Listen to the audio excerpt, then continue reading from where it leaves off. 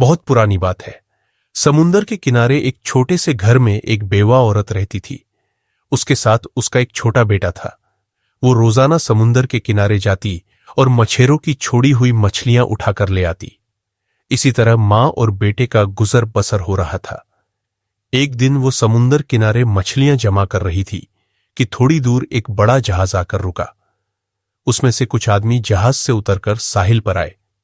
उनके हाथों में दूरबीनें थीं और वो बड़े बड़े कदम उठाते हुए औरत की तरफ बढ़ रहे थे। गरीब औरत ने वहीं मछलियां छोड़ दी और अपने बच्चे को सीने से लगाकर डर भरी नजरों से आने वालों को देखने लगी। एक मोटा सा बूढ़ा आदमी, जो शक्ल से जहाज का कप्तान लगता था, दूरबीन से इधर उधर देखकर बोला, हमसे कितनी बड़ी गलती हो गई। धुंध की वजह से गलत जगह उतर गए। ये वो जजीरा नहीं है। चलो इस औरत से पूछते हैं। वो औरत के पास आया और नरमी से बोला, बहन, क्या तुम यहीं आसपास रहती हो? जी, मैं यहीं रहती हूं। औरत हिचकिचाकर बोली, मैं पास ही एक छोटे से घर में रहती हूं। ये कहकर वो वापस मुड़ने लगी। कप्तान ने उसे रोककर पूछा, क्या यहां कोई शहर है? हमें कुछ खरीदना है। यहां करीब कोई शहर नहीं, औरत ने जवाब दिया। वो जाने के लिए मुड़े ही थे कि कप्तान की नजर औरत की गोद में दबके हुए बच्चे पर पड़ी। वो बच्चे को गौर से देखकर बोला, आह, कितना प्यारा बच्चा है। ये बड़ा होकर बहुत बहादुर और समझदार मल्लाह बनेगा। ऐ औरत, क्या ये तुम्हारा बेटा है? इसका बाप कहां है? औरत की आंखों से आंसुओं की झड़ी लग गई। वो हिचकियां लेते हुए बोली, इसका बाप इसके पैदा होने से पहले ही मर गया। इतना कहकर वो जोर जोर से सिसकियां भरने लगी। बूढ़े कप्तान ने इस तरह सर हिलाया जैसे उस पर बहुत असर हुआ हो। वो बच्चे को फिर से गौर से देखकर बोलने लगा, गरीब औरत, मुझे डर है कि अगर ये बच्चा तुम्हारे पास रहा तो ये वो नहीं बन सकेगा जो उसे बनना चाहिए। इसलिए अगर तुम अपने बच्चे से सच्ची मोहब्बत करती हो और तुम चाहती हो कि ये बड़ा होकर दुनिया में अपना नाम बनाए, इसे मुझे दे दो। मैं इसे अपने बच्चे की तरह पालूंगा। इसके बदले तुम जितनी चाहो मुझसे दौलत ले सकती हो। मां ने अपने बच्चे को प्यार भरी नजरों से देखा और फिर अपने सीने से लगाकर बोली, नहीं नहीं, मैं अपने बच्चे को किसी कीमत पर नहीं दे सकती। दुनिया में सिर्फ यही मेरा सहारा है। मुझे मरना मंजूर है, मगर इससे अलग होना मंजूर नहीं। ये तुम्हारी गलती है, कप्तान बोला। जरा सोचो, अगर ये तुम्हारे पास रहा तो बड़ा होकर ज्यादा से ज्यादा एक मछेरा बनेगा, और अगर मेरे पास रहा तो मैं उसे एक ऐसा आदमी बना दूंगा जिसे देखकर तुम भी फकाहर कर सको। औरत की आवाज भारी हो गई। एक तरफ बच्चे की ममता और दूसरी तरफ उसकी बेहतरी और आराम। उसकी शक्ल से मालूम होता था कि वो बड़ा मेहरबान और खुदा तरस इंसान है। उसने कांपते हाथों से बच्चे को कप्तान की गोद में दे दिया और कप्तान ने नोटों की एक गुड़ी औरत के हाथ में थमा दी। कप्तान ने कहा, ये लो, ये तुम्हारे 10 साल का खर्चा है। मैं 10 साल के बाद इस बच्चे को तुम्हारे पास वापस लेकर जरूर आऊंगा। तुम किसी किस्म की फिक्र मत करना। ये कहकर वो जितनी तेजी से आया था उतनी तेजी से वापस चला गया। मां बहुत देर तक किनारे पर खड़ी होकर हसरत भरी नजरों से जाते हुए जहाज को देखती रही, और जब वो नजरों से ओझल हो गया तो आहिस्ता आहिस्ता चलती हुई घर वापस आ गई। इस वाकये को 18 से 20 साल गुजर गए और वो छोटा बच्चा एक लड़का और लड़के से एक नौजवान लड़का बन गया। बूढ़े कप्तान ने इस लड़के का नाम रशीद रखा। रशीद ने ये 18 साल इस जहाज पर ही गुजारे थे। उसे जमीन पर उतरना बहुत कम नसीब होता था। उसने जहाज पर ही होश संभाला। कुछ तो उसकी दिलचस्पी और जहानत और कुछ बूढ़े कप्तान की तालीम की वजह से वो कम उम्र ही में मल्लाही के सारे गुर सीख गया और उसने समंदरी सफर के सारे उसूल याद कर लिए। बूढ़ा कप्तान उसकी बहादुरी और समझदारी को देखता और दिल ही दिल में मुस्कुराता। अब वो खुद तो किसी कोने में बैठकर तंबाकू पीता और नौजवान रशीद जहाजों की देखभाल करता। कभी कभी तो रशीद को अपनी मां याद आ जाती। वो कप्तान से पूछता, अब्बा, क्या मेरी कोई मां नहीं थी? ये मत पूछो बेटा, कप्तान कहता। तुम्हारी मां थी और बहुत नेक और बहुत समझदार और शरीफ औरत थी। फिर इतनी आहिस्ता कि रशीद कहीं सुन न ले, बड़बड़ा कर कहता, खुदा जाने बेचारी किस हाल में होगी। 4 सालों से कोशिश कर रहा हूं कि जाकर मिल आऊं, कोई ना कोई मुश्किल आ जाती है। खैर, जिस जहाज पर रशीद काम कर रहा था वो एक बहुत बड़े ताज्जर का जहाज था। इस ताज्जर के पास इसके अलावा 6 जहाज और भी थे, जिनके जरिए वो पूरी दुनिया में तिजारत करता और खूब फायदा कमाता। अब के रशीद का जहाज सामान बेचकर वापस आया तो बूढ़े ताज्जर ने कप्तान को अपने पास बुलाया और बोला, मेरे दोस्त, मेरी उम्र 80 साल है। मैंने जिंदगी में करोड़ों रुपए कमाए और अल्लाह का शुक्र है मेरे पास किसी चीज की कमी नहीं है। बस एक ख्वाहिश ऐसी है जो मैं मरते वक्त अपने दिल में साथ लेकर जाऊंगा, और वो है औलाद। खैर, मेरी किस्मत, क्योंकि अब मैं बहुत बूढ़ा हो चुका हूं और इसलिए सोचता हूं कि अपने सारे माल दौलत का किसी नेक आदमी को वारिस बना दूं। तुमने मेरी बहुत खिदमत की है और मेरी नजर में तुम्हारे सिवा मेरे माल दौलत का कोई भी हकदार नहीं। अगरचे तुम भी बहुत बूढ़े हो और मेरी तरह तुम्हारी भी कोई औलाद नहीं है। कप्तान जल्दी से बोला, जनाब, शायद आपको खबर नहीं कि मेरा एक लड़का है, 18 साल का ताकतवर जवान। मैंने उसे मल्लाही के सारे गुण सिखाकर एक होशियार मल्लाह बना दिया है और वो बड़े बड़े जहाजी कप्तानों को पीछे छोड़ने लगा है। अच्छा, ताजर हैरत से बोला, मगर तुमने हमें कभी नहीं बताया कि तुम्हारी कोई औलाद भी है। मेरे ख्याल से ये कोई ऐसी बात नहीं थी जो मैं आपको बताता। कप्तान ने जवाब दिया, मेरे जाती मुआमलात से आपको क्या दिलचस्पी हो सकती है? क्यों नहीं हो सकती, जरूर हो सकती है। ताजर बोला, तुम अपने लड़के को मेरे पास लेकर आओ। कप्तान खुशी खुशी से दौड़ा दौड़ा गया और रशीद को अपने साथ लेकर सौदागर के पास पहुंचा। बूढ़े सौदागर ने तारीखी नजरों से रशीद की तरफ देखा और बोला, खूब खूब, नौजवान, क्या तुम मेरे साथ रहना पसंद करोगे? मैं अपनी सारी दौलत और जायदाद तुम्हारे नाम कर दूंगा। तुम मेरे बेटे कहलाओगे। रशीद थोड़ी देर सोचता रहा और फिर बोला, जनाब, मैं सारी जिंदगी समुंदर ही में रहा हूं। समुंदर की मौजों के थपेड़े खाकर ही मैंने होश संभाला। समुंदर के खौफनाक पानियों में ही मैं पल बढ़कर जवान हुआ हूं। इसलिए मुझे पानी से ही मोहब्बत है, क्योंकि अब आपकी मर्जी है मुझे अपने साथ रखने की। इसलिए मुझे कोई एतराज नहीं, मैं खुशी से आपकी खिदमत करूंगा। उस दिन से रशीद बूढ़े सौदागर के साथ रहने लगा और माल गोदामों का इंचार्ज बना दिया गया। उसने थोड़े ही दिनों में अपनी समझदारी और होशियारी से इतना अच्छा काम किया कि बकरी बढ़ने लगी और इतने ताजर माल खरीदने के लिए आने लगे कि सबकी मांग पूरी करना मुश्किल हो गई। सारे गोदाम खाली पड़े थे और जहाज अभी माल लेकर नहीं आए थे। ये देखकर रशीद ने सौदागर से कहा, अगर आप इजाजत दे तो मैं खुद जहाज लेकर जाऊं और जितनी जल्दी हो सके माल लेकर वापस आऊं। अगर थोड़े और दिनों तक माल ना आया तो तिजारत को बहुत नुकसान पहुंचेगा। बूढ़ा दिल से तो नहीं चाहता था कि रशीद उसे छोड़कर जाए, मगर उसकी जिद को देखकर उसने उसे जाने की इजाजत दे दी। फिर रशीद अपने जहाजों को लेकर समुंदर की लहरों को चीरते हुए अपनी मंजिल की तरफ बढ़ते जा रहे थे कि अचानक तूफान आ गया। तूफान इतना खौफनाक और तेज था कि समुंदर की लहरें 30-40 फुट तक उठने लगी और जहाज कागज की कश्ती की तरह डोलने लगा। बहादुर रशीद ने अपने हवास कायम रखे। वो इससे पहले सैकड़ों तूफान देख चुका था, मगर इस वक्त वो सिर्फ एक जहाज की निगरानी करता था और अब उसकी निगरानी में और उसकी कमान में कई जहाज थे।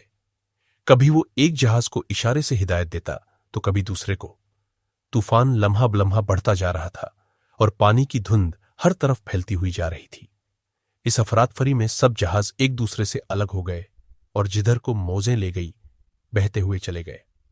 रशीद का जहाज मशरिक की तरफ बहता हुआ जा रहा था। उसने अपने जहाजों को आखिरी बार दूरबीन से देखने की कोशिश की, मगर उसे समुंदर की लहरों के अलावा कुछ दिखाई नहीं दिया। रात भर उसका जहाज मौजों के रहमो करम पर चलता रहा। सुबह जब तूफान थमा तो एक जजीरा नजर आया। उसने मल्लाहों को वहां पर एक लंगर डालने का हुक्म दिया ताकि ये मालूम हो सके कि वो कहां है और उनकी मंजिल उनसे कितने फासले पर है। जहाज किनारे से थोड़ी दूर खड़ा कर दिया गया और रशीद 2-4 तजर्बाकार मल्लाहों को लेकर किनारे पर उतरा। उसने देखा कि 2-4 आदमी एक बूढ़े आदमी की लाश को मार पीट रहे हैं। एक आदमी उसके सर पर जूते मार रहा है और दूसरा आदमी उसकी दाढ़ी और उसके बालों को नोच रहा है। रशीद को यह देखकर बहुत दुख हुआ। वो जल्दी से दौड़कर उनके पास पहुंचा और डांट कर बोला, इस लाश की क्यों बेइज्जती कर रहे हो? तुम्हें खुदा का खौफ नहीं? एक आदमी उसे बोला, तुम कौन होते हो हमारे काम में दखल देने वाले? यह हमारा कर्जदार है। कुछ साल पहले इसने 50 रुपए हमसे कर्ज लिया था और अब यह कर्ज दिए बगैर ही दुनिया से चला गया। अब इसलिए हम इसे मारकर अपना गुस्सा ठंडा कर रहे हैं। यह कहकर उन्होंने फिर उसे मारना पीटना शुरू कर दिया। ठहरो, ठहरो, रशीद बोला। ये लो अपने 50 रुपए और इसे छोड़ दो। रशीद ने 50 रुपए अपनी जेब से निकालकर उनके आगे फेंक दिए और अपने साथियों की मदद से उस बूढ़े आदमी की लाश को एक गड्ढा खोदकर उसमें दफन कर दिया। यह अजीब मुल्क है, रशीद अपने साथियों से बोला। क्या इससे पहले तुम कभी यहां पर आए हो? मैं तो यहां कभी नहीं आया, एक मल्लाह बोला। सुना है मशरिक की तरफ एक जजीरा है जिसका नाम जंगार है। क्या यह वही तो नहीं है? होगा, रशीद लापरवाही से बोला और फिर आगे की तरफ बढ़ गया। कुछ देर चलने के बाद वो एक बस्ती में पहुंचे जहां एक मैदान में बहुत से लोग जमा थे और उनके बीच एक आग का बहुत बड़ा अलाव जल रहा था। अलाव के करीब एक बहुत खूबसूरत लड़की रस्सियों से बंधी हुई पड़ी थी। ऐसा लगता था जैसे वो उसे आग में जलाने की तैयारी कर रहे हैं। रशीद भीड़ को चीरता हुआ आगे की तरफ बढ़ा और आगे जाकर बोला, यह क्या मामला है? तुम इस लड़की को क्यों आग में डाल रहे हो? एक बूढ़ा आदमी आगे बढ़ा और गुस्से से बोला, तुम ये पूछने वाले कौन हो? हमारे बादशाह का हुक्म है कि इस लड़की को जिंदा आग में जला दिया जाए। फिर एक और आदमी जो शक्ल से भला लगता था आगे की तरफ बढ़ा और कहने लगा, इस लड़की ने हमारे बादशाह से वादा किया था कि वो 1 महीने के बाद हमारे बादशाह से शादी कर लेगी, लेकिन ये अपने वादे से मुकर गई। इसलिए बादशाह ने गुस्से में आकर हुक्म दे दिया कि इसे और इसके सारे खानदान को आग में जला दिया जाए। इसके बाकी खानदान को तो कल ही जला दिया गया और आज इसकी बारी है। मगर तुम्हें क्या? तुम अपना रास्ता लो। ठहरो, रशीद ने अशर्फियों से भरी हुई एक थैली निकालकर इस आदमी के हाथ पर रख दी। इसमें इतनी अशर्फियां हैं कि तुम उम्र भर बैठकर खा सकते हो। ये अशर्फियां रख लो और इस मजलूम औरत को छोड़ दो और बादशाह को कहना कि हमने इसे जला दिया। पहले तो उन्होंने आपस में सलाह मशवरा किया और फिर अशर्फियां लेकर वहां से चले गए। लड़की ने शुक्रिया भरी नजरों से रशीद की तरफ देखा और फिर बोली, नौजवान, अगर तुम मेरी जान न बचाते तो मेरा भी वही हाल होता जो मेरे खानदान का हुआ। तुम यहां पर अजनबी लगते हो। तुम कौन हो? रशीद ने उसे बताया कि वो एक जहाज का कप्तान है और कोयला लेकर मिस्र जा रहा है ताकि वहां से तिजारत का सामान खरीद कर लाए। कोयला? लड़की हैरत से बोली, इस मुल्क के लोग कोयले पर अपनी जान देते हैं और इसे बड़े शौक से खाते हैं। तुम उन्हें जितना कोयला दोगे वो तुम्हें इतना ही सोना देंगे। अच्छा, रशीद हैरान होकर बोला। हां, लड़की ने कहा, तुम ऐसा करो कि तुम शहर के सबसे बड़े ताजिर के पास जाओ और उसे कहो कि मेरे पास कोयलों से भरा एक जहाज है और मैं उसे बेचना चाहता हूं। वो खुशी से मान जाएगा और उसके बदले तुम्हें सोना दे देगा। मगर यह होशियारी और समझदारी का काम है। जैसे ही सौदा तय हो जाए और सोना तुम्हारे जहाज में पहुंच जाए तो तुम अपने जहाज का लंगर उठा देना और जितनी जल्दी हो सके यहां से निकल जाना। अगर जरा भी देर हुई तो ये वहशी लोग तुम्हें नहीं छोड़ेंगे। तुम पर हमला करके तुम्हारे जहाज और तुम्हारे सारे सामान पर कब्जा कर लेंगे। रशीद ने इस लड़की के हुक्म पर चलने का फैसला किया और शहर के सबसे बड़े ताजिर के पास पहुंच गया। वो उसे बड़े अदब से पेश आया और जब रशीद ने उसे बताया कि वो जहाज भरकर कोयला लाया है तो वो खुशी से उछल पड़ा और बोला, क्या तुम इसे मुझे बेचना चाहते हो? मुंह मांगे दाम दूंगा। अगर सौदा आज ही तय हो जाए तो अच्छा है। रशीद ने उससे कोयले के बराबर सोना मांगा। सौदागर पहले तो हिचकिचाया मगर फिर राजी हो गया। सोना सुबह 6 बजे मेरे जहाज पर पहुंच जाए। रशीद ने सौदागर से कहा, मैं कोयला किनारे पर डालकर चला जाऊंगा। ये कहकर वो वापस लौट आया और लड़की बैठी उसका रास्ता देख रही थी। सारी बात सुनकर वो बोली, तुम अपने आदमियों को अभी से तैयार रहने के लिए हुक्म दे दो कि जैसे ही सोना जहाज में आए वो जहाज का लंगर उठा दे। अगर जरा भी देर हुई तो दुनिया की कोई ताकत तुम्हें नहीं बचा सकती। रशीद ने अपने सारे मल्लाहों को हुक्म दिया कि वो तैयार रहे कि जैसे ही इशारा मिले वो जहाज का लंगर उठा दे। वो रात आंखों ही आंखों में कट गई। सुबह होते ही वो सौदागर सोना गाड़ियों में भरकर वहां आ मौजूद हुआ। रशीद ने सारा कोयला किनारे पर पहले ही उतार दिया था। जब सारा सोना उसके जहाज में आ गया, आवाज लगाने की देर थी कि जहाज चल पड़ा। थोड़ी दूर पहुंचकर रशीद ने दूरबीन से देखा कि चंद आदमी हाथों में लाठियां उठाए किनारे पर इधर उधर दौड़ रहे हैं। बूढ़ा कप्तान और सौदागर रशीद के गायब होने से बड़े परेशान थे और उनके दोनों जहाज धक्के खाक होकर वापस वहां पर पहुंच चुके थे, मगर रशीद के जहाज का कुछ पता नहीं था। जब रशीद वहां पर अपना जहाज लेकर पहुंचा तो बूढ़ा सौदागर और कप्तान खुशी से फूले नहीं समाये, और जब उन्हें यह मालूम हुआ कि वो अपने साथ बहुत सारा सोना लाया है तो उनकी खुशी का ठिकाना न रहा। बूढ़ा सौदागर लड़की के साथ बहुत मोहब्बत और नरमी से पेश आया और उसकी खूब खिदमत की, लेकिन रशीद ने देखा कि वो चुप चुप और खामोश सी रहती है। आखिर रशीद ने एक दिन उससे पूछ ही लिया। वो बजाय इसके कि उसका जवाब देती, बोली, क्या तुम अब कहीं नहीं जाओगे? नहीं। रशीद हैरत से बोला, क्यों? मैं इतने दिनों के बाद तो आया हूं, अब आराम करना चाहता हूं। लेकिन क्यों? तुम्हारा कुछ काम है? हां। लड़की सर झुकाकर बोली, पहले तुमने अपने काम के लिए सफर किया था, पर अब मेरे काम के लिए सफर करोगे। बोलो, क्या तुम हस्पानिया जाओगे? रशीद हंसकर बोला, अगर तुम्हारा कोई काम है तो जरूर जाऊंगा। तुमने मेरे ऊपर वो एहसान किया है जो मैं जिंदगी भर नहीं भूल सकता। सबसे पहले तो तुम अपने जहाज में कुछ सामान भर लो और फिर अपने मालिक से कहो कि मैं तिजारत के लिए हस्पानिया जाना चाहता हूं। जब वो इजाजत दे दे तो फिर मेरे पास आना, मैं तुम्हें चंद बातें बताऊंगी। रशीद ने एक जहाज में थोड़ा कोयला भरा और फिर अपने मालिक से इजाजत लेकर लड़की के पास आकर बोला, अब बताओ क्या कहना चाहती हो?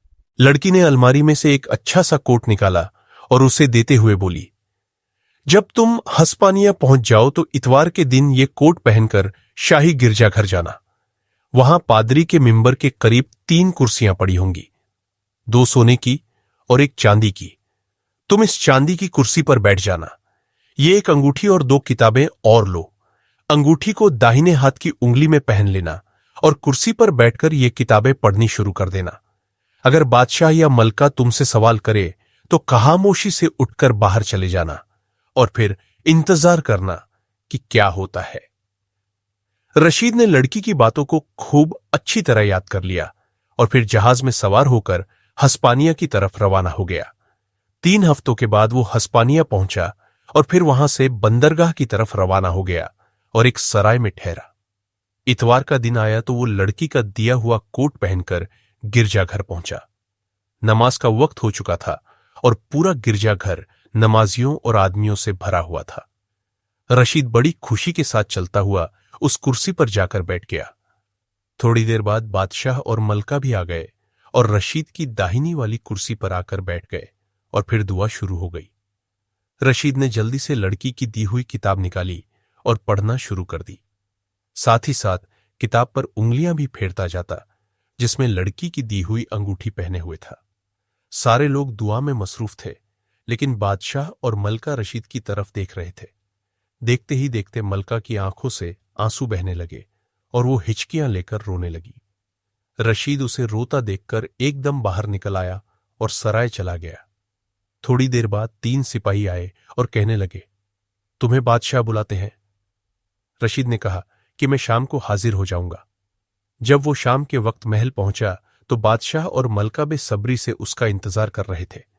उसे देखते ही बादशाह और मलका खड़े हो गए। रशीद बोला, हुजूर, मुझे बेवजह ही शर्मिंदा कर रहे हैं। मेरा फर्ज है कि मैं हुजूर की खिदमत करूं। नहीं, कोई बात नहीं, तुम हमारे मेहमान हो। बादशाह बोला, क्या आज की शाम का खाना तुम हमारे साथ खाओगे? मेरी मजाल है कि मैं इनकार करूं, रशीद ने जवाब दिया। फिर बादशाह ने रशीद का हाथ पकड़ा और खाने के कमरे की तरफ ले गया। फिर तीनों खाना खाने लगे।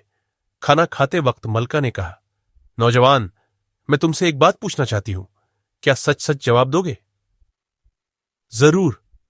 आलिया मलका, क्या वो कोट, अंगूठी और किताब तुम्हें किसी लड़की ने दी थी? जी, आपकी बात बिल्कुल सही है। मलका फिर हिचकियां भरते हुए रोने लगी और बोली, तो फिर वो कहां है? जल्दी से मुझे उसका पता बता दो। मेरा दिल कह रहा है कि वो मेरी लड़की है। रशीद बोला, मैंने उसे एक वहशियों के जजीरे से बचाया था। अब वो मेरे वतन में है और आराम से मेरे बाप के पास रह रही है। उसके साथ कुछ और आदमी भी थे? मलका ने जवाब दिया, नहीं, वो कहती थी कि उन लोगों ने मेरे मां बाप को जला दिया। अफसोस, मैं एक दिन बाद वहां पर पहुंचा। आह, मलका बोली, वो उसके मां बाप नहीं थे, नौकर थे। मलका गले रूंधे बोली, वो मेरी बच्ची है, मेरी बच्ची। और मलका फूट फूट कर रोने लगी। रशीद ने खाने से हाथ खींच लिया और मलका को दिलासा देते हुए बोला, मगर वो तुमसे अलग कैसे हुई? 5 साल हुए हम तुर्की जा रहे थे। रास्ते में किसी नामालूम जगह पर लुटेरों ने हमारा जहाज लूट लिया। हमारे सामान के साथ साथ हमारी लड़की और चंद नौकरों को भी उठा ले गए। मैंने और बादशाह ने बड़ी मुश्किल से अपनी जान बचाई। उस दिन के बाद उसका कुछ पता नहीं। तुम्हारे पास जो चीजें हैं वो उसी की है। उसी से मालूम होता है कि वो हमारी बच्ची है। मलका सांस लेने के लिए रुकी और फिर बोली, नौजवान, तुम जल्दी से वापस जाओ और इस लड़की को लेकर हमारे पास आओ। मैं बादशाह के सामने तुमसे ये वादा करती हूं कि इस लड़की के साथ तुम्हारी शादी कर दी जाएगी। शुक्रिया। आलिया मलका। रशीद सर झुकाकर बोला, मैंने जो काम किया है उसके लिए मुझे किसी किस्म का लालच नहीं था। यह मेरा फर्ज बनता था। आप मेरे साथ एक जहाज रवाना कर दीजिए, मैं शहजादी को आप तक पहुंचा दूंगा। बादशाह के मुशीरियों और वजीरों को जब यह पता चला तो उन्हें यह सुनकर बहुत गुस्सा आया कि किसी गैर मुल्क का अजनबी शख्स उनकी बादशाह की बेटी से शादी करने वाला है। उन्होंने आपस में सलाह मशवरा किया और उस जहाज के साथ जो कप्तान जा रहा था उसे बहुत सी रिश्वत देकर कहा कि जब उसे मौका मिले वो उसका काम तमाम कर दे। जाते में तो उस कप्तान ने रशीद को कुछ न कहा, लेकिन जब जहाज वापस हस्पानिया आ रहा था तो अब कप्तान रशीद को खत्म करने का मौका तलाश करने लगा। एक दिन रशीद जहाज पर दूरबीन लिए टहल रहा था कि उसे कुछ फासले पर एक निहायत खूबसूरत जजीरा दिखाई दिया। समुंदर पर सुकून था। उसने कप्तान को हुक्म दिया कि जहाज रोक लो, मैं जजीरा देखना चाहता हूं। कप्तान की आंखें खुशी के मारे चमक उठी। वो तो ऐसे ही मौके की तलाश में था। जजीरे के कुछ फासले पर जहाज रोक लिया गया और रशीद एक छोटी कश्ती में बैठकर अकेले ही जजीरे पर जाकर उतर गया। उसके उतरते ही कप्तान ने जहाज का लंगर उठा दिया और जहाज हस्पानिया की तरफ चल पड़ा। शहजादी इन सब बातों से बेखबर थी। वो रात गए तक रशीद का इंतजार करती रही। कप्तान ने उसे ये कहकर तसल्ली दी कि वो दूसरे जहाज में आ रहा है। जहाज जब हस्पानिया के बंदरगाह में पहुंचा तो बादशाह और मलका पहले से ही उनके इंतजार में थे।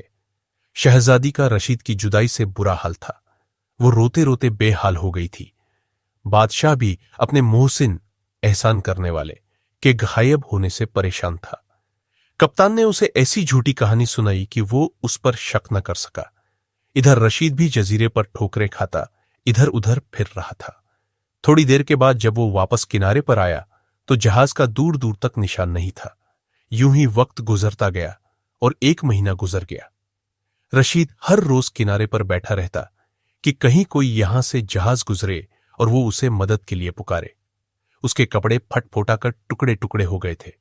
उसके सर के बाल और नाखून इतने बढ़ गए थे कि उसे देखते ही खौफ आता था।